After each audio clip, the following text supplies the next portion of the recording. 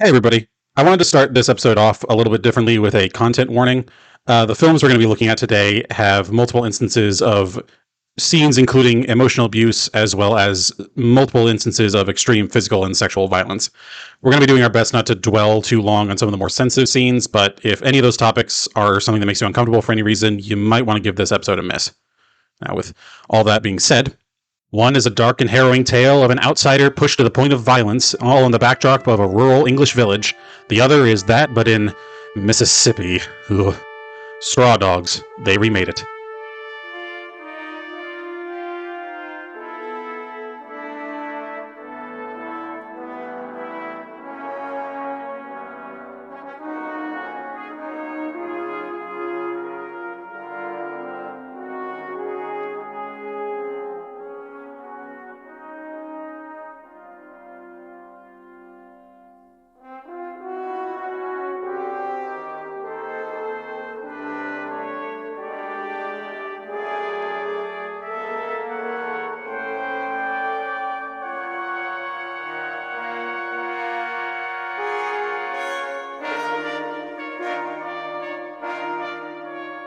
Hi, and welcome back to another episode of They Remade It. I'm your host, Stuart. And I'm your host, Jacob. And I hope I didn't scare off too many of you with that opener. Well, I mean, I guess if I've scared off people, I don't know if that's the right term to be using. So you're in for quite the ride on this one. But I get ahead of myself a little, I guess. Yeah, well, and if you haven't left at this point, maybe I will drive you off with my incessant wheezing and sniffing. Yeah. Apologies if we get into that. People are always talking about seasonal allergies. I don't have seasonal allergies. I have year-long allergies. But the past 3 days have been especially miserable. So please bear with me if any of that seeps through. I'll try to silence as much of it as I can.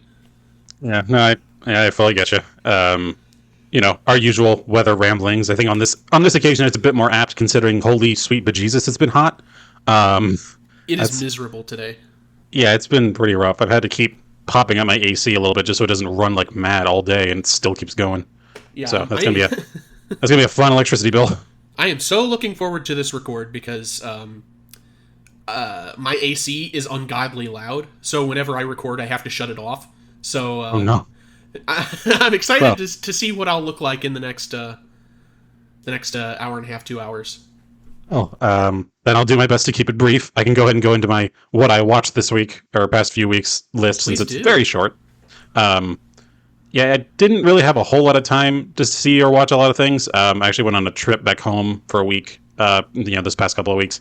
And I think the extent of that, what happened on that is I attempted, at least, to see the Spider-Verse movie, Into the Spider-Verse, I believe. Or no, Across the Spider-Verse, sorry. Across the Spider-Verse movie again with a friend who had not seen it yet. And halfway through the showing, the power to the entire building went out. Which is a first for me, which, considering the number of movies I've seen, is honestly a little surprising.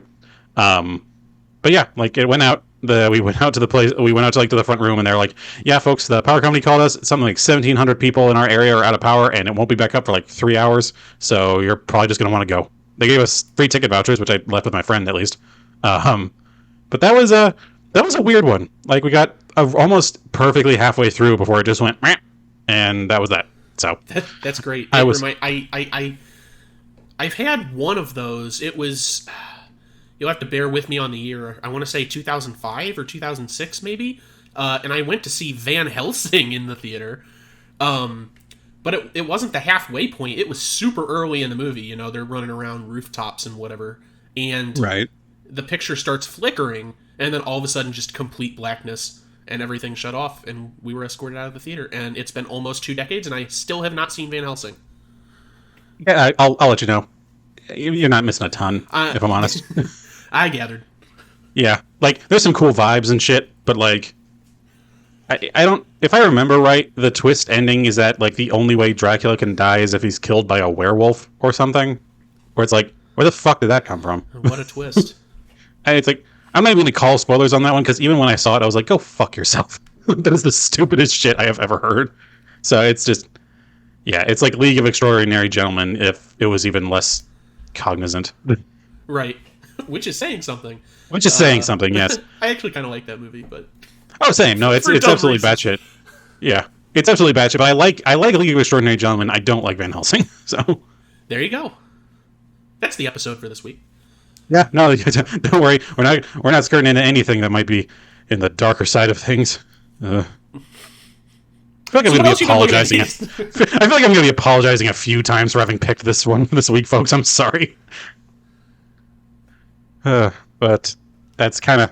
I mean, I ain't got nothing else beyond like my usual, playing a few assorted games. The Steam summer sale's going on, but I can't afford anything right now, even on sale. So. Okay, that's even less than I thought. You're showing. I'm gonna be honest. Half a movie that you had already seen before.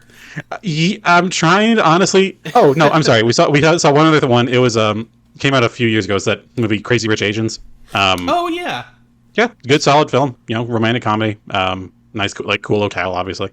But I don't really have a whole lot to say about it. Just it's a solid movie. I think it was sweet and everything. It's cool seeing that from a different cultural lens. I have opinions on the city of Singapore's, architecture, but that's just me, and I don't really know if that's. This is not the place for me to have my soapbox. But beyond that, yeah. Honestly, beyond that, I think that's it. It has been a wild few weeks, and I really haven't had the chance to just go. You know what? Let's just watch this. I might watch something this coming weekend, so hopefully next recording session I'll be able to talk about it. But beyond that, that's basically it. So. Yeah. I wonder if it's the same thing I'll be seeing this weekend. Maybe? Quite well. You'll have to tune in to the next episode to find out. As I alluded to, the Sunday after our last recording session, I did go and see Across the Spider-Verse, so I got a chance to sit through it. Overall, I liked it. Really good movie. I think it sags a lot in the middle. I don't necessarily think that it's bad. But it was getting close to like me wanting to tap my watch and be like, okay, come on, where are we going? Yeah, I kind of had that a bit, but also the other part of me was like, you know what? Shame on me for being so conditioned by movies lately that it's not allowed to have breathing room. But also, yes, it does lag. Yeah, and I'm fine with, I guess, a little breathing room or like reflection, more or less. But there's a part there where it feels like nothing is happening.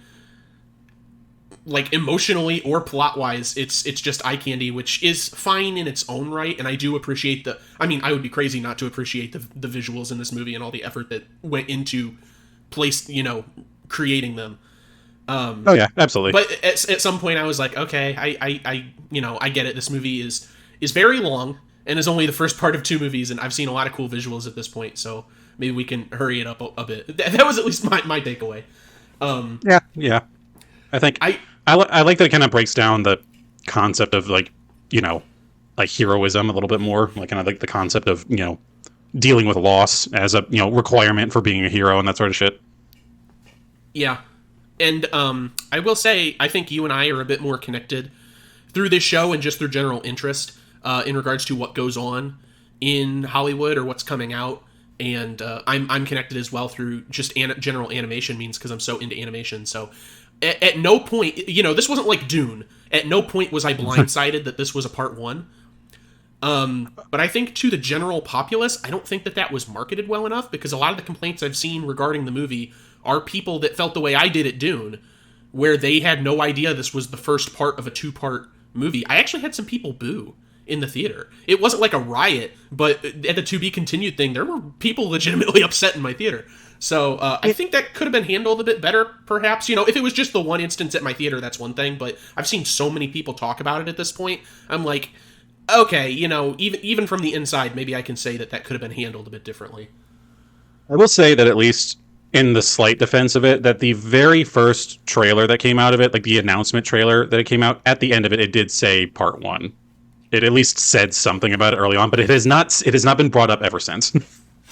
Right, and I don't know how frequently you watch trailers on something like YouTube, but there's this wild thing where you get a little mini trailer before the trailer starts, because they're like, people are only going to watch like the first 10 seconds of this video, so we want to give them a small trailer so that they can at least understand what's going on. I'm like, oh my god, is this really where we're at right now? Fucking TikTok. Yeah. But anyways, yeah, so I watched Across the Spider-Verse. Following that, for other animated talk, I saw Elemental, which is the new Pixar outing. Oh yeah, the one that was horribly marketed. Yeah. I'm still debating in my head. I was like, that or Strange World? Which one had a worse marketing campaign? I still am not really sure. I'm going to say still Strange World, because to this day, I have not seen a single goddamn ad for it. But I keep getting the exact same, like, 1, maybe 2 trailers for Elemental at every movie showing I go to. So great. Strange World, I didn't hear jack shit. I didn't see people posting about it. I didn't see trailers. I didn't see screen caps or anything. Meanwhile, people were just, like, constantly going on about how, like, this one was like, God, this shit looks dull. And then people talking about, like, actually, no, it's actually got a pretty deep story. It's just their marketing has been pretty fucking terrible and just doing the same one-off jokes. Their marketing was pretty bad, and it's one of those instances where they kind of lead you to believe that the story is going to be one thing, and it's not. That's like a fraction of what's going on. And I think there are interesting beats to a degree in the movie. My main draw for something like this, and what I've been talking about, is the animation style, the volumetric animation that they're doing specifically with the fire and the water characters in the movie. I've been following the development of that for some time. And it kind of harkens back to classic Pixar, where every new movie that came out from the studio, they were trying something new with their computers and their animation. And, it's like the short before the movie is always a test of a specific style of animation, and then they really put it into their movie 2 or 3 years later. But I feel like the past couple of years, they haven't really bothered doing that. They reached a point where it's like, this is as good as it's going to get. And, they're trying something new with the animation. I appreciate the way it looks. There's some actual good city feel and design to the environment. It harkens back to old Pixar days, where I'm looking at, the design of these buildings, and it's like someone actually sat down and tried to think, how would a world that functions like this actually have to be constructed? I'm sure there were classes and whatever on different things. So that I appreciate. And I'm sure they're kicking themselves that Zootopia did it first. Oh, 100%. And now we're getting Zootopia, or whatever the fuck that's called. But well, I actually didn't know that. Oh yeah, they announced that sometime early last year, I think. It was that big Disney drop where they dropped like 80 things. Yeah. It's a Disney one? Yeah. Oh, it is. I'm sorry. Oh, it's been a minute. At this point, I've truly been so spoiled for choice with this this surge of like 2 or 3 non-Disney animated movies, and I've just been like, wow, other movie companies, what a concept. And so now I'm just thinking like, oh, that must not have been Disney, because it was like good and original. Did you see those other movies that weren't made by a company that has a stranglehold on animation? And media in general. All that to say, Elemental, I like the designs, I like the way it looks. Overall, even though the story is not identical to what is presented in the trailer, it's still not entirely for me. I think there's a couple fun bits, but I mentioned it when I was talking about Puss in Boots, The Last Wish. I'm getting tired of this, family, generational, whatever, being the main crux of movies now. Or at least animated movies. It's wearing on me. So that this isn't, not necessarily my bag, because there's a lot of that in there. But yeah, that's all I have to say on Elemental. But speaking of twee, which you mentioned, I saw Transformers Rise of Beasts. Oh. Did you hear that, Paul? Transformers Rise of Beasts. I was hoping to blindside some people there. I kind of did that on a whim, because I have not seen any of the Transformer movies post 1. And I'm aware of the places they go. I'm not in the dark. I just have no desire to see those movies because of a lot of that. And valid. Yep. It's whatever. It does, speaking of interesting things, there's some weird interesting things that I don't think they go far enough with, because they're still being held back by whatever fucking humanity-laden story they want to tell. The movie's called Rise of the Beasts, and it takes us 40 minutes to get to a fucking beast! And even then, it's only one for the next 30 minutes. Like, I don't think they're confident in the Beast Wars stuff. It's funny, because all the marketing was going so hard on the Beast Wars aspect of it. Like, we've been doing a lot of Transformers, we're pulling in the Beast Wars fans, everybody. Remember Beast Wars? And then they barely use those characters at all until the last third of the movie, really. Yeah. I've heard, I haven't seen it, but I've heard that's the general consensus of Beast Wars. Sure would be great to see them. And you know what? Just to be fair to people, Stu, do you care about Transformers Rise of Beasts? Not even a little bit. Okay, just to be fair to people, spoiler warning right now. Okay, you've been warned. They're rebooting the G.I. Joe movie franchise. because that gets pulled in at the end of this movie. Wait. Uh-huh. I think my brain just got a little bit of whiplash there, because since when, in any reality, are G.I. Joe and Transformers in the same universe?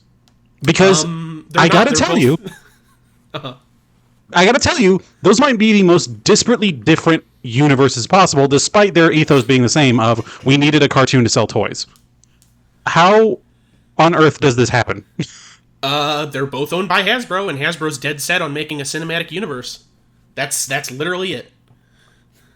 What? I don't know. G.I. Joe! Get ready. I need to not mince words here. The first two G.I. Joe movies were bad. Like, I know they had their certain charm to it. I think the Cobra Commander in general was just kind of like, all right, that's cool. Like, just going full balls to the wall with it. Let's go with it. That's fine. But have the Transformers movies just been like rebooted or something? Because every time I learn something new about this universe, it tells me, like, I saw the first movie and it established basically that, okay, at most the earliest to ever arrive on Earth was Megatron back in like the 1800s or whatever, but he was frozen in a glacier since then.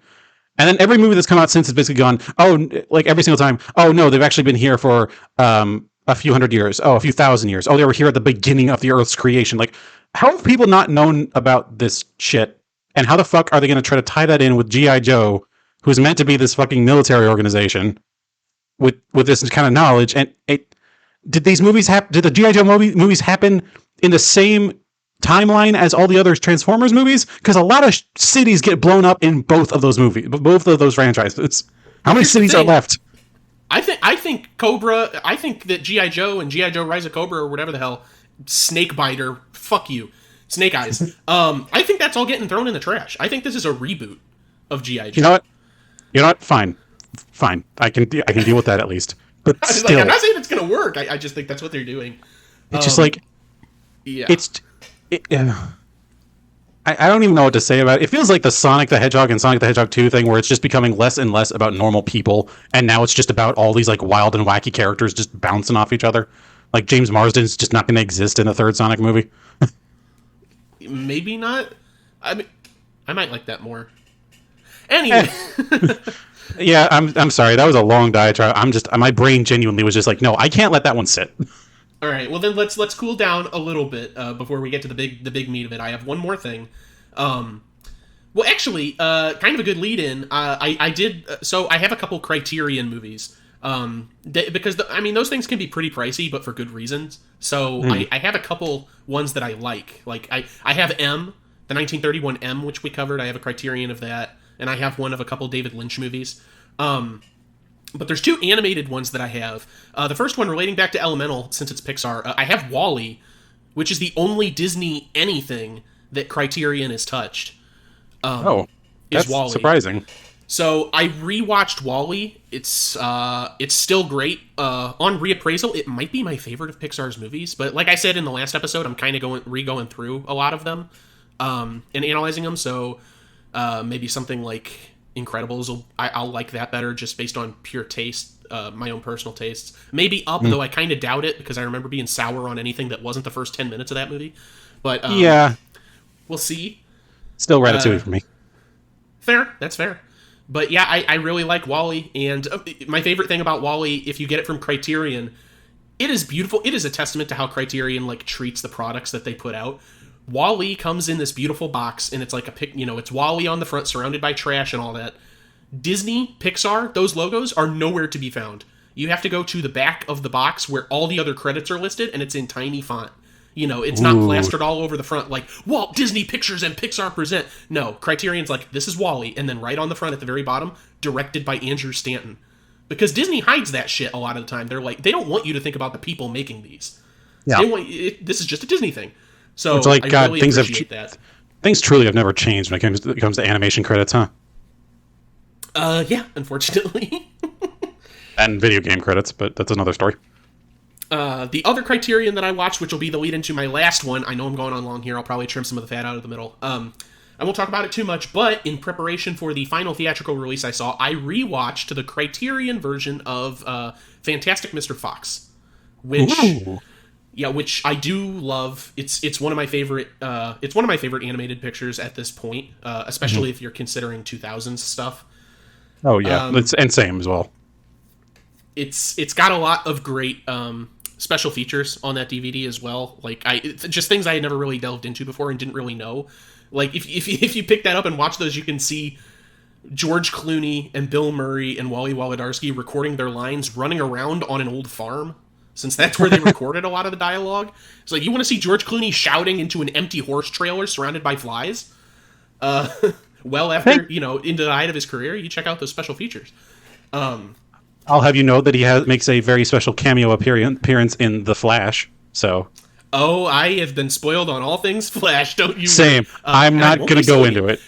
I'm not going to bring up anything for it. I could go on for a few minutes. Yeah, this episode will be scrapped. We'll have to record it later, because this will turn into a whole other thing. Yeah, this will just be like an extra thing of, we didn't want to talk about Straw Dogs yet. Please just listen to this. But not to belabor the point, Fantastic Mr. Fox, my lead-in, the last theatrical release I saw last Sunday was Asteroid City. Yes. Yep, Please got a chance to see it. It's up there. It's up there in terms of Wes Anderson films, I must say. It's... I don't even know how to describe it. I think it's a great piece. They're able to take a lot of the weird, grandiose characters and ideas and condense it into this one little location. And it doesn't feel like it should work, but it does. Yeah, that's kind of the vibe. Appreciate. That's kind of the vibe I've been getting, because I've been seeing a lot of people compared, like saying, because my personal favorite of Anderson stuff is Grand Budapest, and I've been seeing a lot of people comparing it to that level of quality, and I've just been very excited, but also doubtful, because I think Grand Budapest is fucking incredible. It's like Grand Budapest, but like bottled Grand Budapest, because like I said, they condense it to this one small place that none of these people can leave. Okay, I like that. I like that a lot, and I'm extremely excited. And also, again, no spoilies, because you haven't seen it yet. No spoilies. Thank you. It gets Lynchian, dude. At some points, and you know how much I love David Lynch, so I was like, ooh, are we really doing this? So lots of fun. All right. I have no earthly idea where that could be going, but I'm excited now. It's such a weird mesh of ideas, but yeah, I like it. Definite recommend. I'm excited to hear your thoughts on it when you get around to watching it.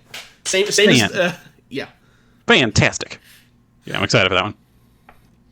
But yeah, that's pretty much all I've been watching. I've seen other things here or there that I won't go into because I've just been doing a lot more work at home, with the heat and the allergies and everything. So it's just like, all right, well, simultaneously put something on, and so But I wanted to go into the big things.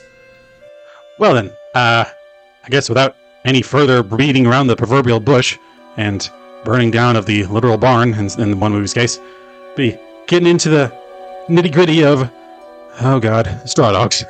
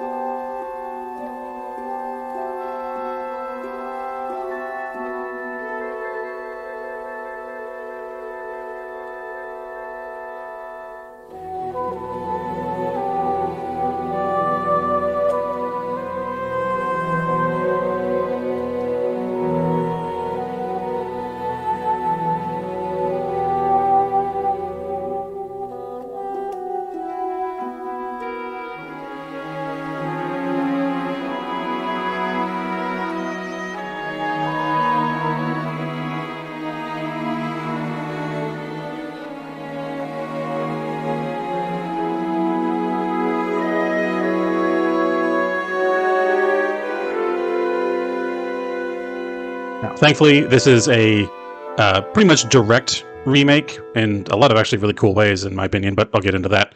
But first off, starting off with the 1971 film, Straw Dogs, directed by Sam Peckinpah, which is a fantastic last name.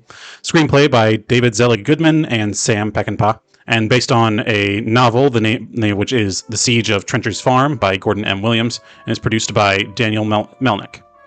It's got its main cast of Dustin Hoffman as David Sumner, Susan George as Amy Sumner, Peter Vaughn as Tom Hedden, T.P. McKenna as Major John Scott, Del Henney as Charlie Venner, Jim Norton as Chris Causey, Donald Webster as Phil Ridaway, Ken Hutchinson as Norman Scott, Len Jones as Bobby Hedden, and Sally Tomset as Janice Hedden. Oh, and Peter Arn as John Niles. There's a few other names, but there's a lot of them, and I'm just gonna get right into it so I don't take too long. I apologize, there's a lot of names in this. It's gonna get confusing. Looking off with the plot, after securing a research grant to study stellar structures, American applied mathematician David Sumner moves with his attractive young wife to a house near her home in the village of Wakeley on the Cornish moorland, which, if you're like me and don't know what the fuck that means, it's someplace in England where it's not very many people. Amy's ex-boyfriend, Charlie Venner, along with his friends Norman Scott, Chris Causey, and Phil Ridaway, immediately resent the fact that an apparently meek outsider has married one of their own. Scott, a former convict, confides in Causey that his own jealousy on Venner's past relationship with Amy. David meets Venner's uncle, Tom Hedden, a violent drunk whose teenage daughter, Janice, flirts with Henry Niles, a mentally deficient man despised by the entire town. Yeah, this is kind of how it's going to sound going forward. Just be ready. The Sumners have taken an isolated farmhouse called Trencher's Farm that once belonged to Amy's father. They hire Scott and Causey to re-roof its garage, and when impatient with lack of progress, add Venner and his cousin Bobby onto the workforce. Tensions in their marriage soon become apparent. Amy criticizes David's condescension towards her and his escape from a volatile, politicized university campus back in America, suggesting that cowardice was his true reason for leaving. He withdraws deeper into his studies, ignoring both the hostility of the locals and Amy's dissatisfaction. His aloofness results in Amy's attention-gathering pranks and provocative demeanor towards the workmen, in particular with Venner. David also struggles to be accepted by the educated locals, as shown in conversations with the vicar Reverend Barney Hood and his wife, the local magistrate, and his wife, and the local magistrate, Major John Scott. The magistrate is not married to the Reverend. That is a very confusingly laid out sentence. When David finds their cat hanging dead in their bedroom, Amy believes that Causey or Scott is responsible. She presses David to confront the workman, but he is too intimidated. The men invite David out to go hunting. They take him out deep into the moors and leave him there with the promise of driving the birds out towards him. With David away from home, Venner goes to Trencher's farm and pressures Amy sexually. After a time, she submits. While they are still together, Scott enters silently, motions Venner to come away at gunpoint, and rapes Amy, with Venner holding her down. David returns much later, smarting from the men having abandoned him. Amy says nothing about the rape, apart from a cryptic comment that escapes his attention. David soon after fires the workmen for their slow progress. Later, the Sumners attend a church social evening where Amy becomes distraught at seeing her rapists. Janice invites Henry to leave with her, and in a building hidden away from the crowd, she begins to seduce him. This being the daughter of the, other drunken guy and the mentally deficient dude. It's not great about leaving that in. When Janice's brother notices that she is missing, he is sent out to search for her, and as he calls out for her, Niles panics and kills Janice. The Sumners leave the social early, driving through thick fog, and accidentally hit Henry as he is escaping the scene. They take the injured Henry to their home and phone the pub to report the accident. The locals, who in the meantime have learned that Janice was last seen with Henry, are thereby alerted to his whereabouts. Soon, Hedden, Scott, Venner, Causey, and Ridaway are drunkenly pounding on the Sumners' door. Deducing their intention to lynch Henry, David refuses to let them enter, despite Amy's pleas. The standoff seems to unlock a territorial instinct in David, him stating, "I will not allow violence against this house." Scott arrives to defuse the situation, but is accidentally shot dead by Hedden during a struggle. Realizing the danger to him in witnessing the killing, David improvises various traps and weapons to fend off the attackers. He inadvertently forces Hedden to shoot himself in the foot, knocks Ridaway unconscious, and bludgeons Causey to death with a fire poker. Venner holds him at gunpoint, but Amy's screams upstairs alert both men when Scott has entered to assault her once again. Scott suggests Venner join him in another rape, but Venner shoots him dead. David disarms Venner, and in the ensuing fight, snaps his neck with a man trap, basically just a large bear trap. Reviewing the resulting carnage and surprised by his own violence, David mutters to himself, "Jesus, I got 'em all." A recovering Ridaway, however, then brutally attacks him, but is soon after then shot by Amy. David gets into his car to drive Henry back into the village. Henry says he doesn't know the way back to his home, and David says he does not either. Oh, real upper of a story, folks, let me tell you. But at least, thankfully, in our case, like I said, it's a pretty direct remake. Just with the difference being that there's a few notable differences. There's a few name changes and assorted little events that play out a little bit differently. Notably, the Hedden, who is now Coach Hedden, as a previous, at least still residing football coach in the town. Also, it's in a Mississippi rural town, not in England.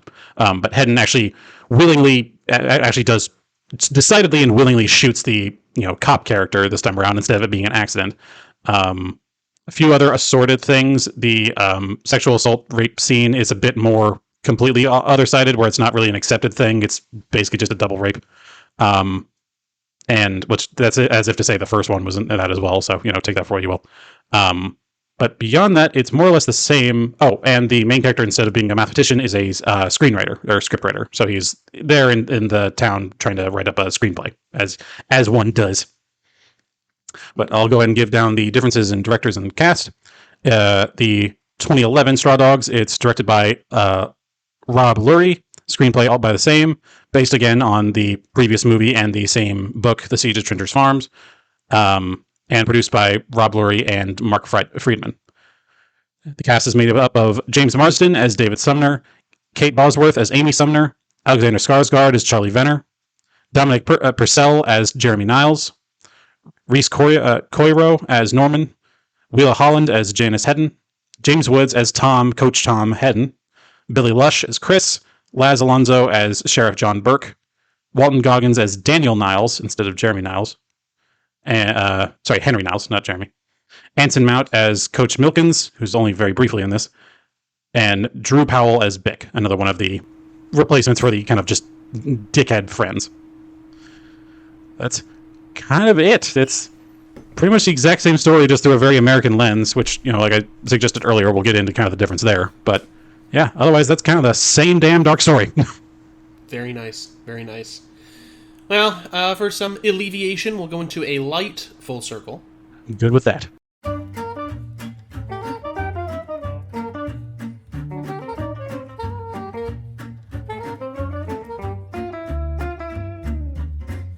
All right, so we only have 3 this time around, 2 for the 71 Straw Dogs and 1 for the 2011. The first one up, guys, I couldn't have planned this better myself. If you are unfamiliar with Straw Dogs, my favorite character actor has returned. It's David Warner, who shows up in Straw Dogs as Henry Niles. Oh, yeah. We've seen him before as Commander Sark and voice of the MCP in 1982's Tron. He was photographer Keith Jennings in 76's The Omen. And extremely recently, he was Senator Sander in 2001's Planet of the Apes. Oh, yeah. Shit. Yeah, I forgot about that. I love me some Warner, and I gush about him constantly on this show. And the funny thing is I keep saying he's my favorite character actor, and I really do think he is at this point. But almost every single time we've covered him on the show has been a movie that you've picked. Yeah, that's fully unintentional, I assure you.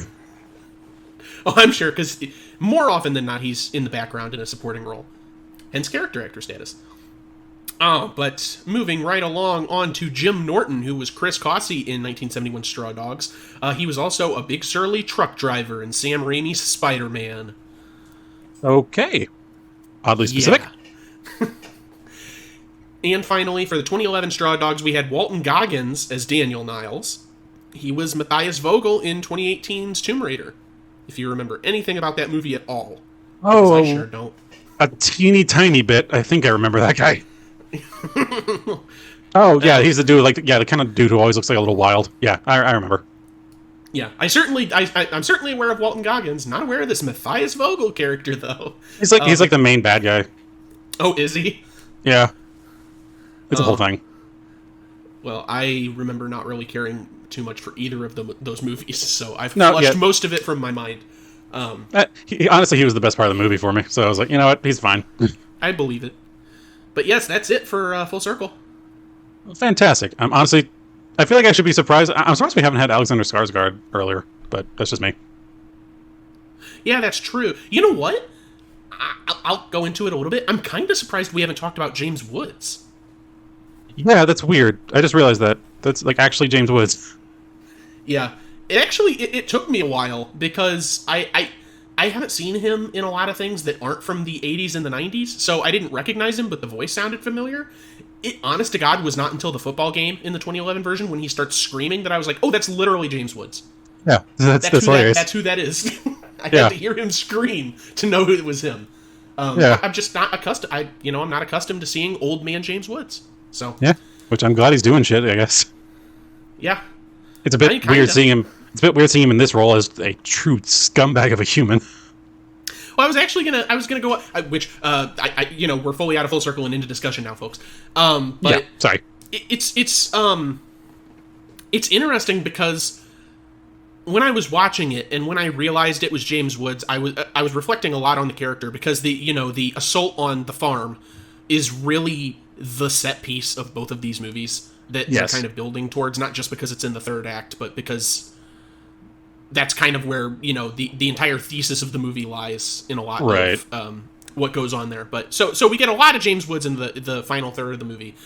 And I was like, and I was thinking as I was watching this, I was like, it sucks that James Wood is such a complete asshole in real life, because I really do like seeing him in things. And I think that he's a good actor. And I was thinking about it because I'm like, I've never seen James Woods play a character like this. And then I realized, I was like, oh yes, I have, because that's primarily the character he plays. It's just through like a countrified lens. He's usually like a big city slimy prick, but in this he's like an old racist country prick. And I was like, oh wow, new turns for James Woods. It's like, kind of, but also not really, because this is his bread and butter. Yeah, which kind of felt like the theme going through this of like just comparing the two. Like that's really just a microcosm of the whole movie comparison. Because, oh boy, oh yeah, this is actually one of the occasions where I watched the remake first, just because that's the one I had known existed before the original. And God, it is. We've done a few movies on this show before where it's a comparing of a primarily English-made movie to its American version. The ones notable in my mind being Day of the Jackal versus the Jackal, and then The Wicker Man. And every time that that's happened, and the Italian Job, yes. And every time that's happened, there's been a very big, pretty massive shift in, if not tone, at least style of presenting the story. And I was fully expecting that with this. But this is one of those weirdly one-to-one movies we've seen with only like a few things changed that still make it notable. And I'm not saying that's a bad thing. I actually quite the opposite. I think it's extremely fascinating watching back through both of these, because they're fundamentally the same story and the same layout, despite being from two, different cultures, despite how similar they ultimately are. But I mean, hell, like I said, we've seen so many other instances of this exact scenario playing out before, and it being wildly different. But man, this was an interesting one. Seeing back to back, I was like, oh, this is just the same movie. What the hell? Yeah, so this is an interesting case for me, especially because I haven't been put in this position in a while, where I'm actually not entirely sure which one of these I like more. Yeah. Because it's fascinating, like you were saying, because they're taking it and it's basically one-to-one in terms of like story beats and the characters' interactions for the most part. There's a couple of differences that I'll get into later. That aren't immediately apparent, but on thinking back on them, I think they might frame character interactions in a different light. But it's so interesting because they're taking an idea and they're recreating it, they're remaking it, but they're like putting a new lens over the camera as they're filming, So they're basically migrating this entire story to something that is frankly more identifiable, just having grown up in the Midwest. I can certainly identify with characters in the first movie, and I understand the thoughts and ideas, but then to go to this remake and see something that is pretty much identical, but it feels closer to home because I know a lot of these people. Oh yeah, or these types of people. And I grew up in the South, so I really knew it. Oh yeah. Like, I didn't grow up in, dirty South, obviously. I don't know if you can tell that about everything about me.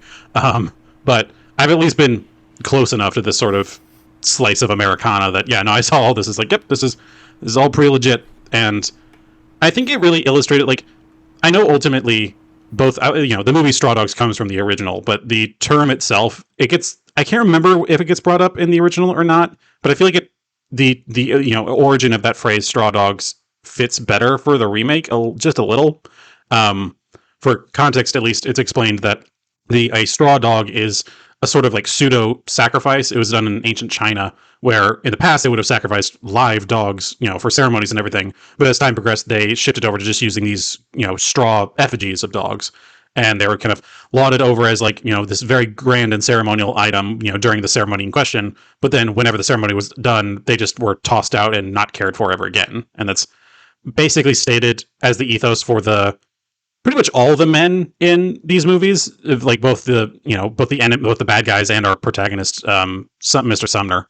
But it's stated more directly for the jackasses of the small town, basically saying like, oh, they had their time, like especially in the American version, which is what I'm getting at.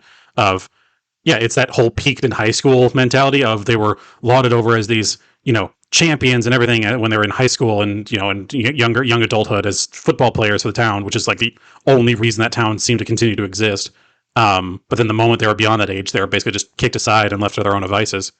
And I truly really liked that realization. I know it was laid on a little thick, at least in the remake, but that realization and the realization of, oh, Sumner's the same deal. He's this big time, really smart guy who doesn't have his place in the world anymore. He can't condescend his way out of the situation, so he just has to kind of fall back onto his more base instincts by the end.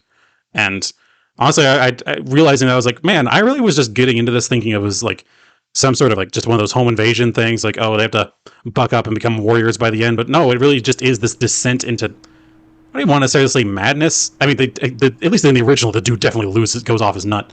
And he does a bit in the remake as well. But it's more just this descent back into like base instincts when everything you try to put up about yourself kind of just falls away. And so it's pretty wild. I like the straw dog, the concept of the straw dog thematically, and it's such a tricky tightrope what I'm about to explain. I feel like this entire review is going to be a tricky tightrope for us in a lot of ways because you guys heard the synopsis. It's rough. I guess I mean this in a very specific way in that upon understanding what the term straw dogs means, it's more meaningful to the theming of the story. To which I thank the remake with providing me that context, because in my memory that is not explicitly stated in the original version. But also I wonder if it couldn't have been handled more tactfully in the remake, because James Marsden explaining straw dogs halfway through the movie and what it was just outright felt a little condescending, even though I didn't know what the term was, so he actually was teaching me. If that makes any sense. Oh yeah, I get it. Don't worry. It felt like a real clunker of a 30 seconds worth of dialogue there. Even though I appreciate it in the long run. Don't get me wrong. And I guess, in fairness, the James Marsden character, the Mr. Sumner character, being condescending about a piece of knowledge is still fitting for the whole deal. But yeah, I do get what you mean. I think that's the biggest. Okay, I'm going to go ahead and talk about a difference I want to kind of talk about, especially because ultimately we're going to have to come down to like the differences in these movies, because there are distinct ones and they kind of each highlight how each side of the pond, as it were, has interpreted these stories. I got a couple big ones, yeah. And that's just the comparison between the two versions of Mr. Sumner. We have obviously Dustin Hoffman in the original and then James Marsden in the remake. I couldn't quite get to that stretch of believability as James Marsden as this meek screenwriter type, because he is a very conventionally attractive dude with a very chiseled jaw. And I know ultimately that's not his fault, but just trying to get the vibe down of like, compare that to Dustin Hoffman, who to the very end looks like this pathetic whelp. And just like that, making that final confrontation that much more jarring to see happen. Like once the final confrontation came around with James Marsden's character, it kind of just seemed like he fit in just a bit too well, which also might be kind of the ethos that they're going for, at least in that version. But it definitely didn't get the same vibe of, hey, this dude has been letting all these country bumpkins walk all over him. Meanwhile, he looks like he could flip them with his arms alone. Like, my goodness. Right. Though to that end, it's weird that James Marsden seems like he fits in with these Southern types just in terms of like build, physique, and so that lends itself, in certain ways to the final fight or how you perceive that. I think the same, at least in my view, the same kind of applies to the original as well, just on the opposite end of the spectrum, because like you said, Dustin Hoffman, up to the end, he's like this frumpy, frail man that's just kind of been pushed to the limit and is trying to do his best. but I think a lot of the English guys that he's surrounded by also have that same vibe. So Yeah. It's a weird looking assault. Like I don't know what the character's name is because, like you were saying in the synopsis, there's a ton of characters, so I'm not sure the character's name or the actor's name because I couldn't parse it out in front of this, with this list in front of me. Yeah. There is a guy that looks almost identical to David Warner in certain shots. So I was actually getting confused at times. Like I was like, all of a sudden David Warner's character is no longer mentally handicapped? Oh no, that's a different character. Okay. He just looked like David Warner. That's great casting. Yeah. I think that's it is kind of that whole general look of these look like extras from A Clockwork Orange. Just like the kind of that sort of frumpy mid 80s or 70s or whatever. 70s, I'm sorry. Kind of mid 70s kind of frumpy like young to mid-aged adult English man, where they just kind of all have like this sort of weird bobbed hair and like the same kind of tweed suits and everything.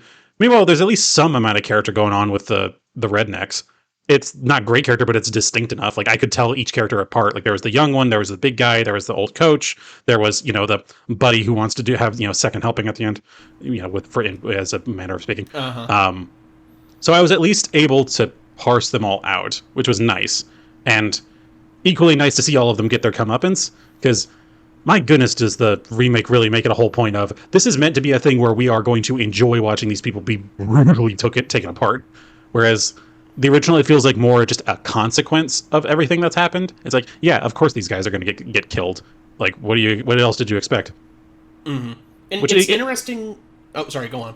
No, I was just going to say, it was like, it's obviously decent comeuppance and stuff, but yeah, it's interesting the way those things are kind of framed too. If we're going to go back to comparing the main characters, the David Sumners of it all, yes, because the Peckinpah, which by the way, for as prolific of a man as Sam Peckinpah is, I think this is surprisingly, I think the first of his films that I've seen. He's one of those legendary screenwriters / directors that's done all this stuff, but his stuff's never reached out to me. I'm not going to go watch The Wild Bunch because I'm not a Western guy. So right. This is my first Peckinpah feature, which is something to note. Which I didn't realize it was an American director. I figured it was English. Right. Well, I mean, he did a lot in America. I think he's American. By his wiki page, it says American. Okay, I was going to say, I was like, well, I guess I always assumed he was American, but I didn't know off the top of my head. So thank you for confirming that. No problem. But anyways, not to get too far off the beaten path, it's also the snap that comes about at the end. It feels, I don't know, it feels like something that you can actively see being built up more in the 71 version, because just overall as a character, Dustin Hoffman's portrayal as this David Sumner, he's like a mean son of a bitch. Like, oh yeah, even when you're supposed to be liking and rooting for this character, it's like, good lord, man. Like James Marsden's portrayal is like, he gets into fights and shouting matches with his wife sometimes, but you can still see the sweetness, the naivete, and the stress that's going on. Meanwhile, Dustin Hoffman is throwing fruit at this cat because he hates it, and he's actively screaming, like, more often than not. I think that there's a couple of beats that were removed from the 2011 version, I think, to make David Sumner more likable in general, and also maybe to make the snap at the end feel more abrupt or more jarring, possibly, because the fight that the two main characters have at the chalkboard doesn't exist. Not that James Marsden's character has a chalkboard, because he's not a scientist, he's a screenwriter. And also the intense hatred for the cat isn't there either, which for a period of time in the original movie, I thought that they were possibly hinting at David being the one responsible for killing the cat. Which honestly quickly left my mind, but I mean, they build up so much that he hates this thing. Yeah, I mean, that honestly also might just be a subtle thing of like, because obviously, the people, like the other douchebags, are never going to like outright confirm that they did that. That might just be like a subtle storytelling thing in the background of maybe he really did do that and he just used that as his instigator, or something, or some shit, or like it was left as it is because no one could actually imagine this meek dude doing that. And honestly, I kind of prefer that interpretation because it honestly makes more sense for the character Dustin Hoffman was portraying. Because like, that also plays into the hunting aspect as well, and how it's like unleashing the beast. You can see it as a small burst, not to go too far into serial killer territory, but that's usually the story. It's like, yeah, he like taking birds apart and torturing squirrels or whatever. So Which, like you said, the James Marsden version doesn't get anywhere near that level. He obviously he kills a deer, but it seems like he has true regret over the matter. Um, but yeah, it's like just seeing the difference between because like at the ending fight, this is obviously that's going to be the crux of a lot of our comparisons because that's what the whole thing was building to. It's pretty much the entire last third of the movie. But with the ending fight with the remake, it kind of like there was a greater feeling that David and Amy were kind of working together. Amy was a bit more reluctant than David to get into the swing of things, but it seemed like at the very least she was kind of on board just out of that sense of desperation. Whereas in the original, Dustin Hoffman's character had to straight up abuse the Amy character to get her on his side. Like he had to like slap and scream and throw her around before like shit would like calm down enough for him to be able to do his thing. Like, yeah, this dude is wanting all that shit to happen. Like they could have given up the guy for the that whole situation, which would have been bad for him, but at the same time, he had a bit too much gusto wanting to do that. Whereas the remake was definitely seemed like it was more like kind of an honor thing, which really shows the difference again, like you said, with the snap between the two. With the original, he becomes like a fully like twitchy and rambling mess, like cold and calculating in a lot of ways. Like not calculating, but he clearly is unhinged by the end, and like seeing his reactions.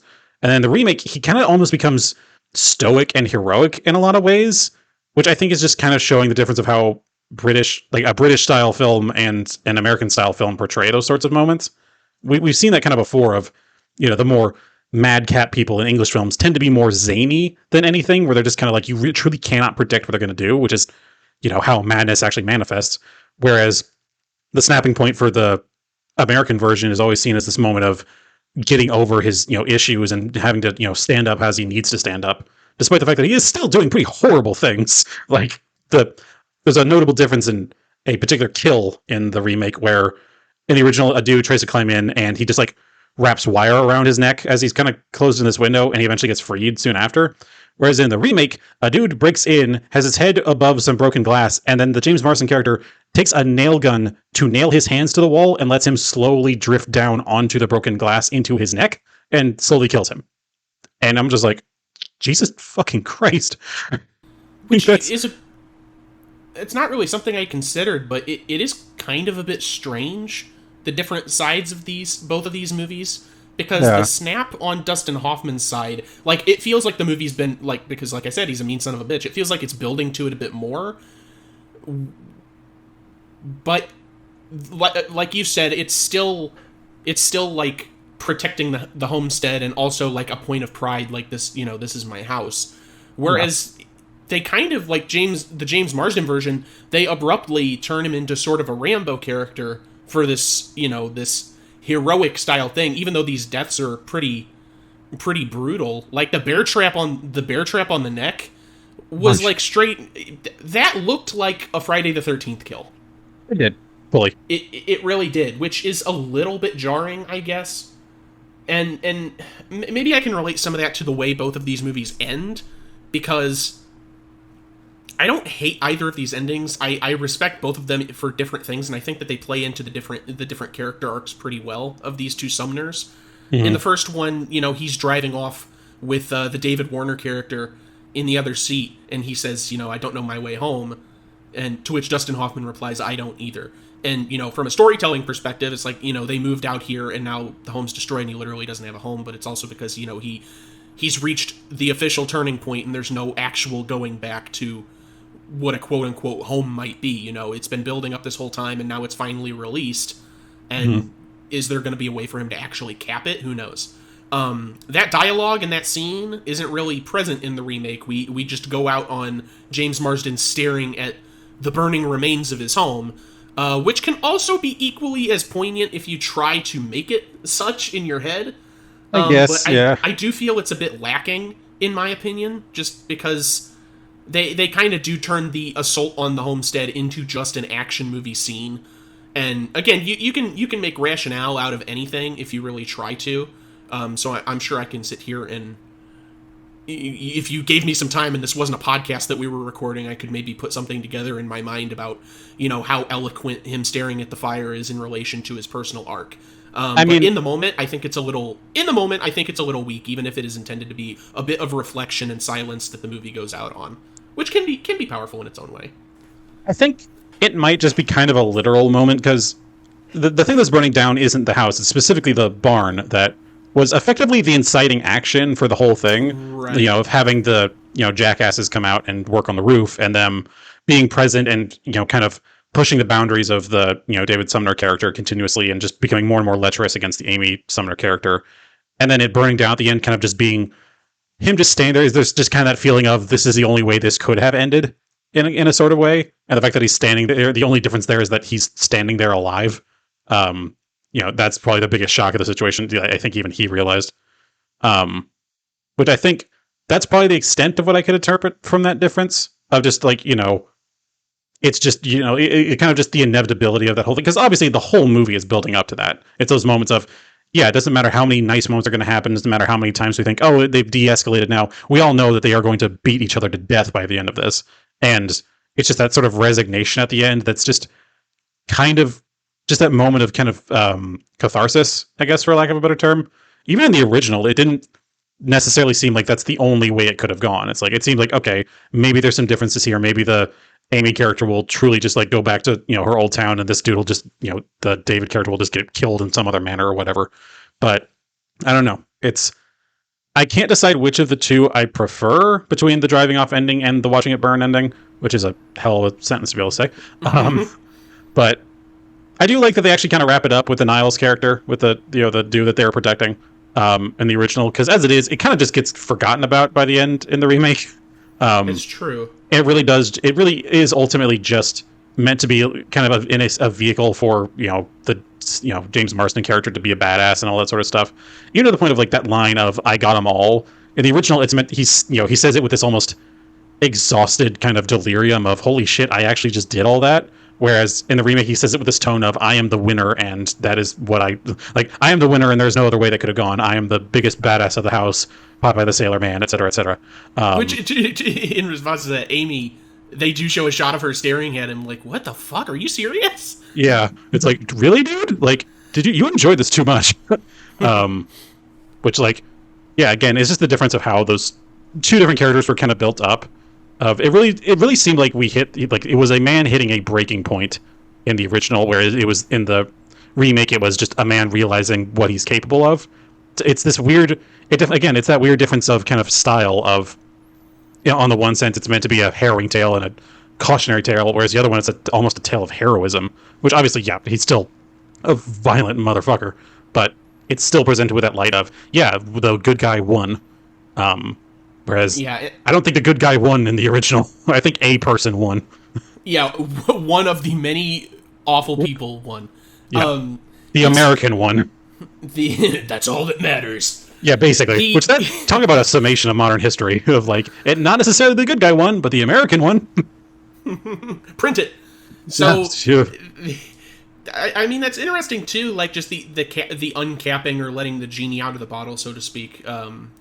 Because I think that aspect of the movie, at least in the 2011 version, is something that the Alexander Skarsgård character, Charlie, sums up pretty well by, there is some man in him after all, because he, after scalding James Woods with boiling water, he puts the fire out and then puts the record on.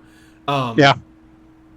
And that, I mean, that kind of harkens back to both of these movies, the hunting scene, which does take place during the unfortunateness of the sexual assaults that are present in the movie. But the hunting is also supposed to play into that because, whether you're in the Cornish Highlands in England or the Deep South, hunting is the mettle of the man, especially when you're away from something like the city. And that's why, that's supposed to be a symbolic moment for both of these David characters.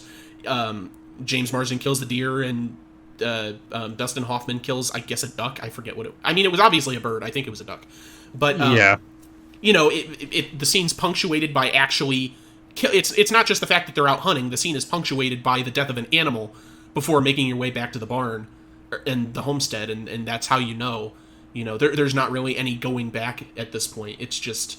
It's also just the way they handle it, right? Like also coinciding with the assault, right? A bit too directly in the remake's case, I might add. I won't necessarily say how so for the description of it, but it's I was watching it as I was like, oh, please don't do what you're about to do. Yeah. Yes. So to say, but yeah, that's a fucking rough scene. I am truly sorry, by the way, for people for this one being so dark. I truly didn't know it was going to be this bad. I mean, it was interesting. It was like a very compelling story, but Jesus fucking Christ. I was gonna say movies are movies, and you know we're talking through them, we're analyzing them, and I think both of these have a lot to offer. As unfortunate as those acts are as story beats, it lends itself to the story, and it's something that happens. So I can't fault it for being in the narrative. I think not for identical reasons to this, of course, but I think we also had uncomfortability covering Carrie last year, because of the topics that it gets into. But I can't fault them for being there. Mm. So. At least that's my take. I get for you. Oh no, I fully same. Like I fully recognize as story beats and like making a very complex story, like a story of complex emotions and that sort of thing. That it's a crazy situation to be in. It's a thing that actually happens. It's just at the same time, I did also have to watch the dang thing, so it's like that sort of thing. And I only have myself to blame here. I picked the movie, but it's like It's hard sometimes to find that reconciling point because, there are definitely like exploitative moments in movies and everything, which, there have been movies far worse than this one when it comes to, moments of like violence and like, abuse and sexual violence against women and that sort of thing. But yeah, a couple we can cover too. Not that we will, but yeah, I might not depending. But yeah, it's just weird finding, I guess, that balancing point of things of at what point does it go from being, interesting and a matter of storytelling to the point of did we have to see the entire damn scene like that? Like I've seen A Streetcar Named Desire. They pretty much just like have a window shatter and a fade to black implicative moment. Which God, there's a fucking deep cut. But yeah, I think the Marlon Brando led Streetcar Named Desire adaptation. Yeah, I know it's not the deepest cut, but it's deeper than I normally go. Sure.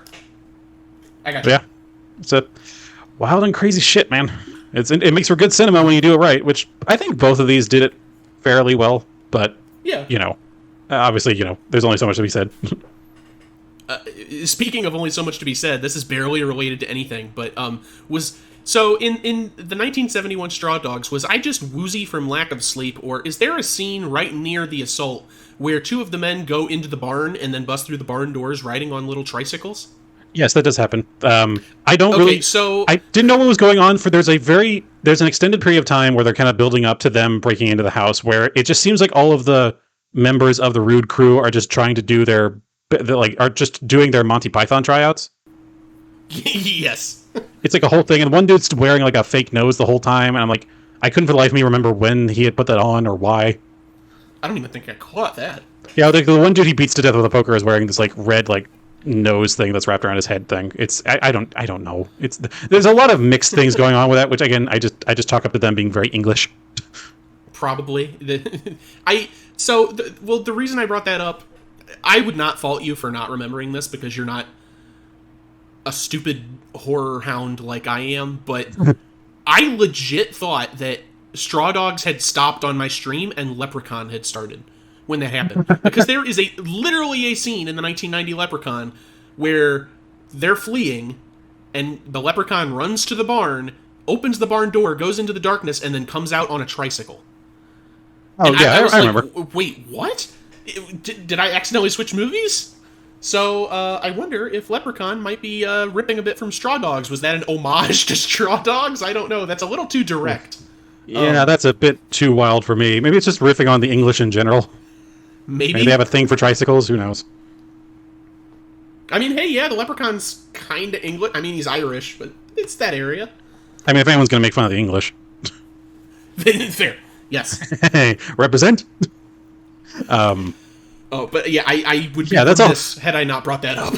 And like, obviously, the remake is not short of its own little moments of fuckery before they, really kick off and things. Like, there's a whole point where the Charlie Venner character takes he takes the rifle and shoots the hood ornament off of the main character's Jaguar car, and I'm just like, all right, that's a cool shot at least. Don't really know why we're doing that, but And at least the whole scene. He's supposed to be the more reasonable one. He's supposed to be the more reasonable one of the bunch, which I know is wild to say about a character that incited the sexual violence. But in both of these movies, Charlie is supposed to be the more reasonable of this group of fuckabouts. Yeah.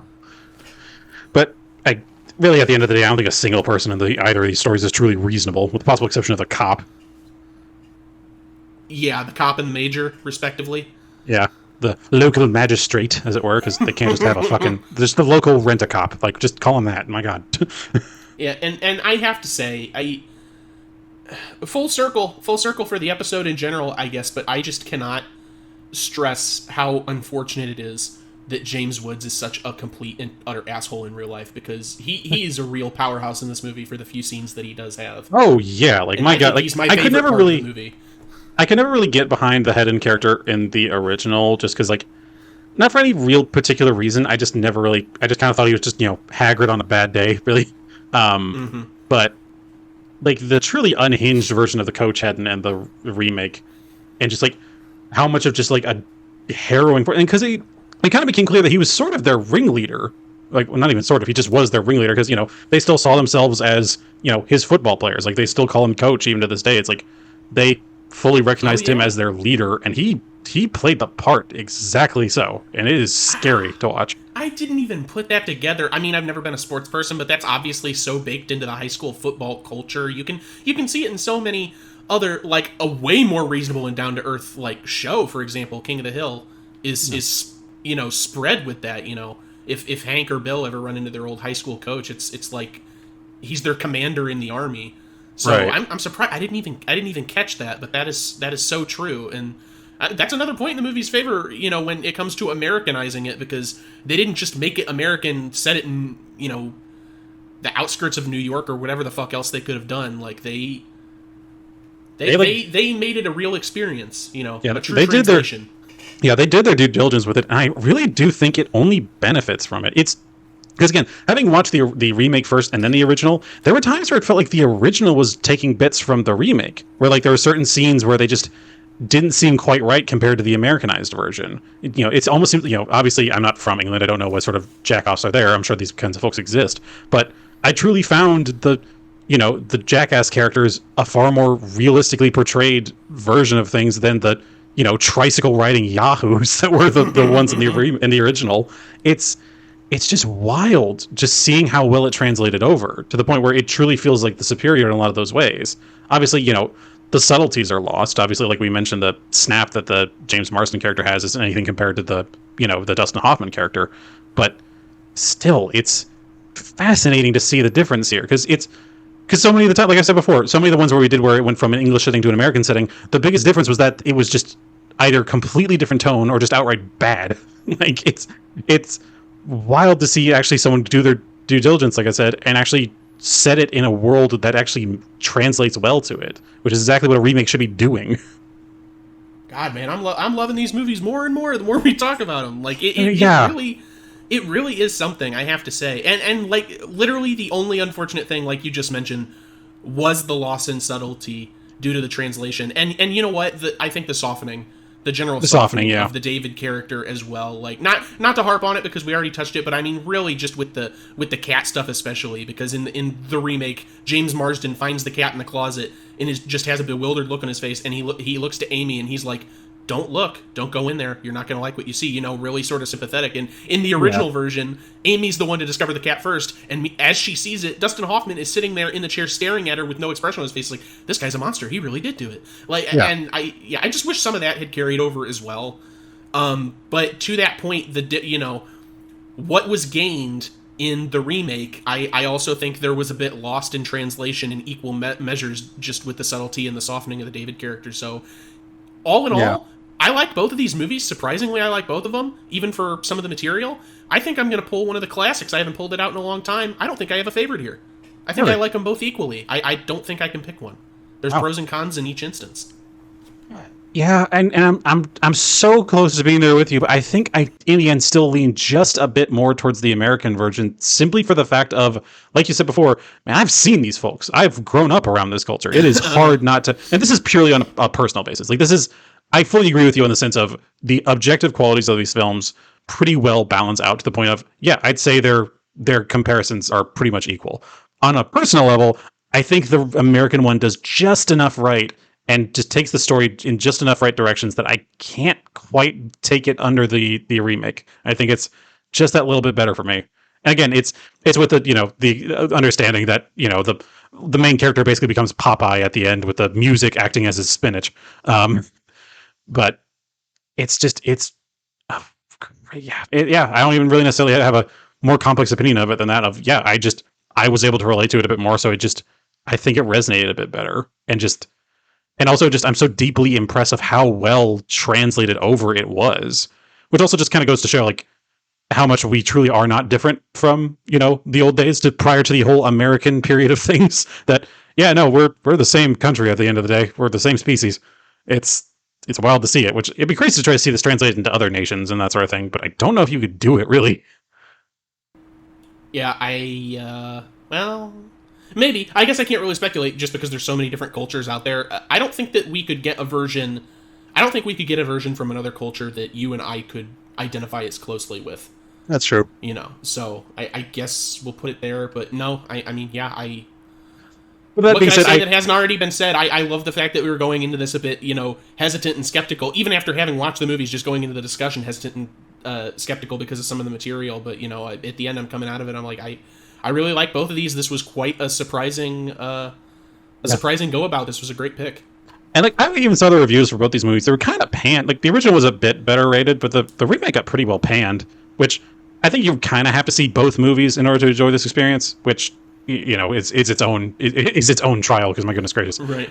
That's all we do. Yeah, exactly. And also it's one of those things of thinking about it. It's like, you know what? I don't think I need any more remakes of this movie because I think I've seen enough violence to this caliber for a little while. Think I'm good, and I don't think we need more of it. But yeah, again, it truly just came down to personal preference on this one. But otherwise, on a purely objective level, yes, I have to say that both of them are pretty much on par with each other. And like you said, I think surprising was the best word for it, because I went into this just kind of thinking like, oh, it's one of those like home invasion movie things, and just kind of dealing with those sort of things. Basically, Home Alone on crank. But then actually turned out in both cases to have its own instances of subtlety and complexity and interesting characters, and seeing how just these two different cultural diasporas reacted to the same situation, and it's pretty cool. I like quite a bit. Very nice. It did seem weird watching the original after seeing the one where everything, like, we're in the part of the world where every person and their dog has a gun, and then seeing the same scenes that was like tense gun-wielding standoffs, instead one person is holding a switchblade. I was like, this I feel like kind of takes away from the seriousness of the situation. Yeah. but that's just a cultural difference on my end. Yeah. It's like dude's holding up a switchblade against a dude holding a full double-barrel shotgun. It's like, dude, you are done. Yeah. Put it down, boy. It's like, now is the time to turn away. So, again, that's the, America and me talking, I realize, but still. Right. Yeah, I mean, I love in the 2011 version that at the very beginning they go to that bar, and he tries to pay with, like, card or a check or something, and she's like, it's cash only. And I was like, really? Yep. I've been in parts of the country that are cash only, and I grew up right next to an area that had a lot of cash only places. Don't get me wrong, but this is a nice ass bar. This doesn't look like a small town bar. This looks like a franchise that weaseled its way in. This looks like Don't tell me you only take cash here. This looks like the main bar. Like, I have been to bars in the middle of nowhere where it is put up with like sheet metal, and it basically looks like it used to be like a cattle showroom on the inside that just threw down some tables and a bar in the center. Like, that's cash only. I get that as cash only. This is a place that has like actual furnishings and like fucking booth tables. It's like, you get the hell out of here. There's no card. This is like TGI Fridays. Like, yeah, like, come on. Like, I think I went to this place last week.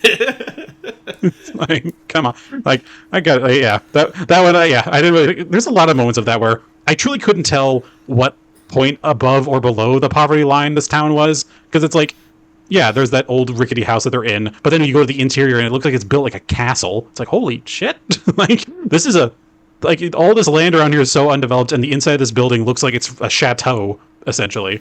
And then, we'll have, looking down the main strip where, like, yeah, it's just a main strip next to a railroad track, but then we'll have, like, the going out to the football game and everything, where it seems like it actually just looks like my high school football stadium. And I got to tell you, I did not grow up in country bumpkin land. I grew up in Richland. Yeah, it's like, yeah, no, this looks like a legit stadium, or well, not stadium, but a football field. Like, this is a well maintained place, even for a place that would have had only the football team to care about. It's like, at a certain point, even the football field starts to suffer once you're poor enough. Yeah, no, that's something to chew on. That's really just picking apart, which is our own experiences of America. It's just our own little experiences of Americana, as if to say I've ever truly lived in anywhere like this. I've just been through it and just had family that lived there, but otherwise I have never had to worry about this shit in my life. Yeah, thankfully I have not either. So we are benefited enough to be able to look at this from the outside and go, wow, that's a wacky story. Anyway, meanwhile, people live in this shit. Wow, I'm never going to England. Yeah, as the Irishman in me, I will say yeah. Very good. I think we both hit our points quite succinctly.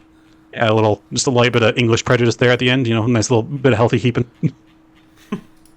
But if you're listening to us in the Isles, thank you. We appreciate your time, and we love your listenership. But also, you know what you did. They didn't do it. These people didn't do it. Listen, people blame Americans for everything America has done. All right, I'm allowed to do some tit for tat. Fair. I'm gonna stop digging this hole and let you get into the socials. I was gonna say let's stop being antisocial with other countries for a second and be talk about socials. So go ahead and like, subscribe, follow, favorite, give stars on any of your favorite podcasting platforms. We're, of course, on Apple Podcasts, Google Play, Spreaker, Podbay, Podomatic, iHeartRadio, YouTube, Stitcher until the end of August, because apparently Stitcher's shutting down. I just learned that the other day. So, what's that? Yeah, good luck all those Stitcher Premium podcasts. I guess they're going to migrate to something else. Maybe probably some Spotify. of them will finally... Probably Spotify. Maybe some of them will finally get on the Patreon bandwagon, but we'll see. But, of course, we are hosted by... speak of Spotify, we're hosted by Spotify for Podcasters. Thank you, Spotify. It's still weird to say. It gets a bit better each time. Yep. Go ahead and send us an email, theyremadeit@gmail.com, with suggestions for future episodes of the podcast. We're always listening. Things you like about the show, things you hate about the show, whatever you want to talk about, go ahead and send us an email there. And we love hearing from you, even if you're English.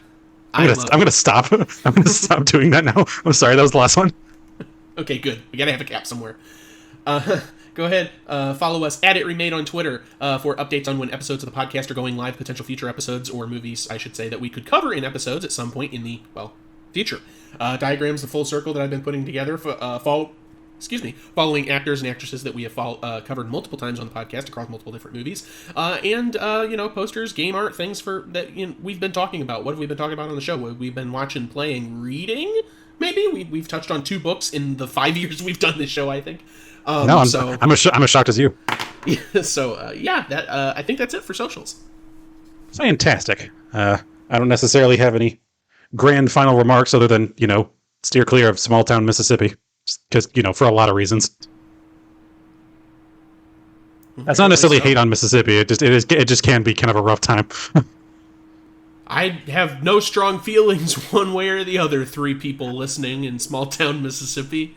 I don't know why I become so confrontational here at the end. Here, it's not been intentional. I think these movies have done something. I gotta go watch the first Spider-Verse movie or something. Really palate cleanse. Oh God! You snapped. Honestly, if that's the extent of my snap, I think I'll be okay. I think I can take that one to the bank. Me snapping is becoming slightly confrontational to rural Mississippi and the entirety of England. Okay, that was the last one. I'm gonna. What's the tip? It's like, if you find yourself in a hole, first step is stop digging. I'm gonna stop digging now and say, as always, I am your host, Stuart.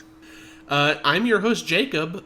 Dig up, stupid. Oh yeah, brilliant ideas. Okay, I'm gonna go get a shovel. Have a good night, everybody. So long.